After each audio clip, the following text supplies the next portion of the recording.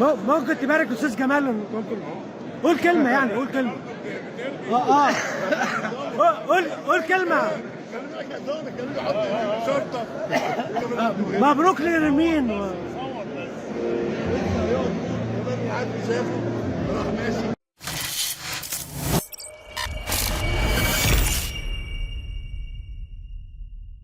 هو مجرد السؤال لوحده ده مش مناسب تماما. يعني ليه احنا نفضل نشكك في الجماهير ولست انا؟ لحظة، انا فاهم انا فقط طبعا. انقل اسئله أنا الجماهير. فاهم طبعا، انا فاهم طبعا، فاهم. يعني ليه احنا نفضل نكرر زيزو ماشي، زيزو ماشي، زيزو ماشي، زيزو زي امام عاشور، زيزو ابوه قال كذا، ابوه قال كذا، لما خد الناس عمال تشتم فيه وفي ابوه. ليه تكرار حاجات؟ يعني المفروض اعطيني السؤال، ماذا يجب ان نسال في هذه الحاله؟ في هذه الحالة؟ نعم. زيزو هيجدد 2 ولا 3؟ تمام. هو ده السؤال اللي اتسأل. زي محمد صلاح مثلا، محمد صلاح مع ليفربول هيجدد 1 ولا 2 ولا 3؟ هيمشي، الناس تقول يمشي، مالناش دعوه. هنا سنؤكد عدم الرحيل. لا، ما هو طبعا عدم الرحيل بنسبه 95% 99% عدم الرحيل. ليه انا عم ماسك في ال1%؟ ليه عمال اتشعبط في 1%؟ ليه عمال اقلل من قيمه انتماء اللاعب لنادي اللاعب هو احسن لاعب فيه بقاله 5 سنين على مستوى مصر لكن كلها؟ لكن هناك نادي مطروح على مستوى مصر كلها. دلوقتي مين هداف الدوري؟ امام عاشور. من 48 ساعه كان هداف الدوري ناصر منسي. ده امام عاشور هداف الدوري بقاله 3 شهور. انت الراجل ده انت محتاج كابتن شوبير يديك واحده لما انا اتكلم انت تسمع. لا يرحمه قالب راشي كان ادهم مات عليك وانت بتتلسوع. وحشوا النهارده الكفه بتاع كابتن احمد شوبير. كابتن تامر، هل تؤيد كلام كابتن احمد؟ انا شايف ان الكلام ده كابتن احمد بعيد جدا، لان لو زيزو كان جدد من فتره كبيره جدا واقتنع بكلام المجلس الاداره. ولكن طالما زيزو ما جددش لحد الان ما اطمنش ان هو زيزو يكون مكمل مع نادي الزمالك، لان طبعا انت عندك منافس قوي زي ما خد امام عاشور ممكن ياخد زيزو بكل سهوله يعني. فاحنا في عالم الاحتراف ودايما اللاعب بيبص الاهلي فاحنا في عصر الاحتراف، يعني دايما اللاعب بيبص لمستقبله وبيبص هيكسب كام دلوقتي، وانت مدتك محدوده في الملاعب. يعني اللعيب مثلا لما يقعد 15 سنه ولا ازيد من 15 سنه موجود في الملاعب ده حاجه كويسه. بعد ما تبطل الامور عندك بتتغير خالص، وكل واحد بيدور يعني على مصلحته. احمد حتى كابتن تامر متشعبط على العشره مش بس الجماهير. حتى اوبا على الكسفه اللي انت فيها يا احمد يا طيب، بتحط نفسكم في مواقف بايخه. ادي تامر حميد صاحب اخر هدف للزمالك طوبي بدوري ابطال في مرمى الرجاء سنه 2002 بيقول له قاعد زيزو النهارده الاهلي لو خلص هيروح، لان جميعهم زملكاويه حتى يطلبهم النادي الاهلي. امام عاشور ماله امام عاشور؟ يعني امام جاي سوشيال ميديا مش احتياجات فريق؟ لا مش احتياجات فريق. لا وهو دلوقتي اللي بيكسب الاهلي؟ طب ايه هو لما راح النادي الاهلي امام قبل ما يروح النادي الاهلي، قبل ما يدخل النادي الاهلي هو كان زملكاوي قد ايه؟ ايوه، ايه علاقتها؟ وكان بيشتم في النادي الاهلي. ايوه ماشي، بس ايه علاقتها دلوقتي؟ انت في زمن واعتذر. النادي الاهلي ما كانش الراجل اعتذر وموضوعه خلص، انت فاهمني؟ يعني موضوعه خلص واعتذر. انت دلوقتي في كوره، في فنيات، في مواهب، في واحد هيكسبك، ولا ده مش موجود دلوقتي؟ ما الزمن اتغير. لا بس الاسس والمبادئ ما بتتغيرش مع الزمن. هي واحده، هي مسطره واحده. فانت كنت بتتعامل بكده قبل كده كان بيتعاملوا بكده في امور كتيره جدا جدا جدا. يعني النادي الاهلي كان بيمشي على الطريق ده، فدلوقتي اتغيرت شويه، الطريق اتغير شويه، فبالتالي لا بيتاثروا بالسوشيال ميديا. بيتاثر بالسوشيال الزمالك هو لا قاعد فاهم حاجه ولا عارف حاجه ولا عارف مين اللي جايبه اساسا ولا عارف مين اللي بيتكلم معاه. قال له النهارده الاهلي بيتاثر في السوشيال ميديا عشان كده جاب امام عاشور كيد، بس امام عاشور ما يقدمش فنيات. انزل يا عم ادينا لايك متين وتاكد انك مشترك في القناه ومجرس في الكل والشعر في كل مكان، وربنا يجعل صبرنا على الزملكاويه دول في ميزان حسناتنا.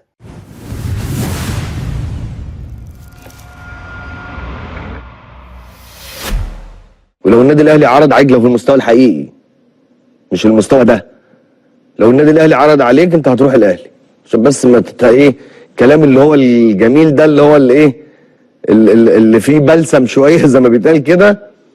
انا بقول لك لو انت في مستواك الحقيقي، لو النادي الاهلي عرض عليك هتروح. لو انت مستواك الحقيقي، لو الاهلي عرض عليك هتروح. اي حد بيتمنى النادي الاهلي، بس عشان انت عارف ان انت الفتره الاخيره المستوى بتاعك مش في افضل حاجه، ومفيش حد من الاهلي كلمك ولا حد اتصل بيك ولا حد اتفاوض معاك.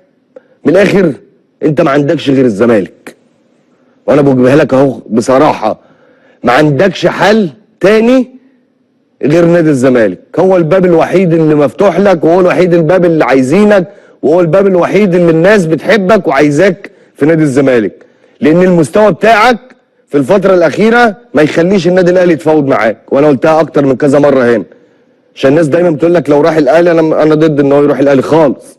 بالمستوى ده ما يلعبش في النادي الاهلي. هقولها تاني، هيلعب على مين؟ حسين الشحات. حسين الشحات افضل. هيلعب على بن شرقي. بن شرقي افضل.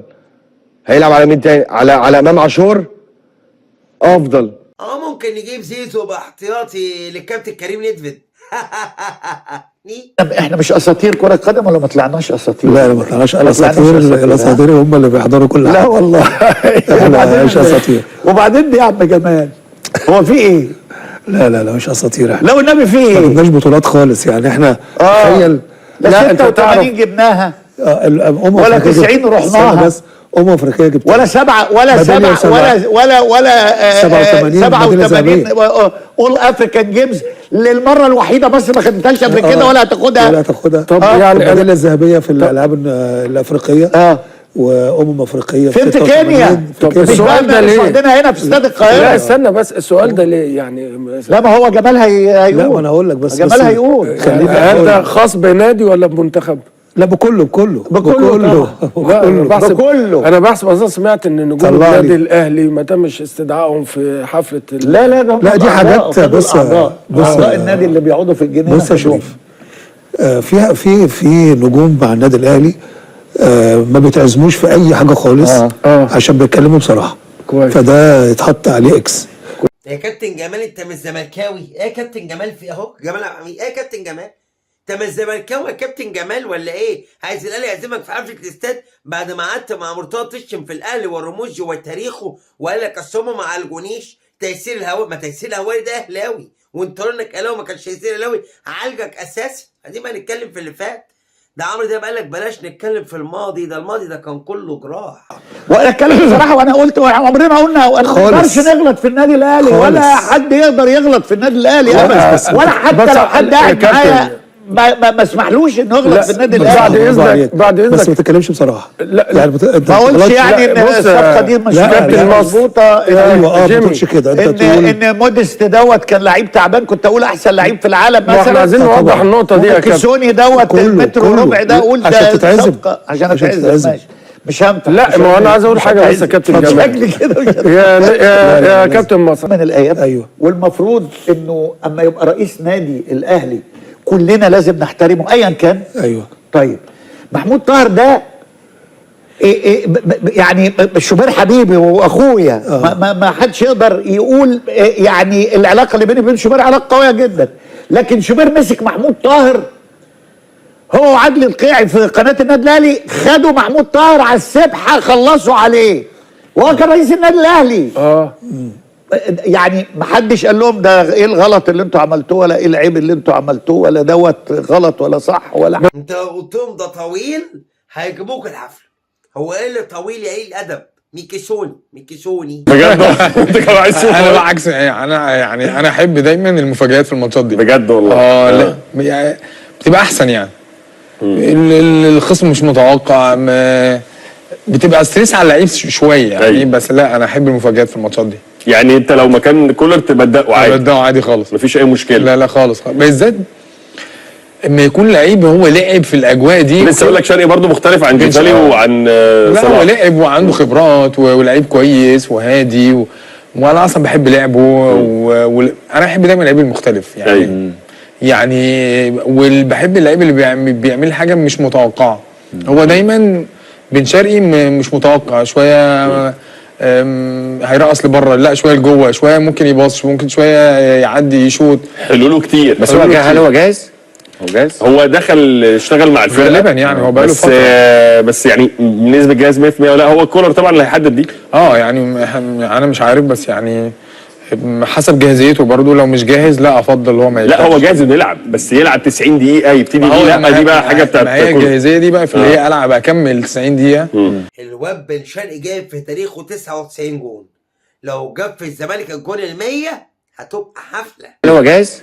هو جاهز؟ هو دخل اشتغل مع الفرقه غالبا يعني هو بقاله فتره بس يعني بنسبه جاهز 100% ولا هو كولر طبعا اللي هيحدد دي. يعني انا مش عارف، بس يعني حسب جاهزيته برضه. لو مش جاهز لا افضل هو ما يلعبش. لا هو جاهز انه يلعب، بس يلعب 90 دقيقه يبتدي بيه، لا دي بقى حاجه بتاعت ما هي الجاهزيه دي بقى في اللي هي العب اكمل 90 دقيقه.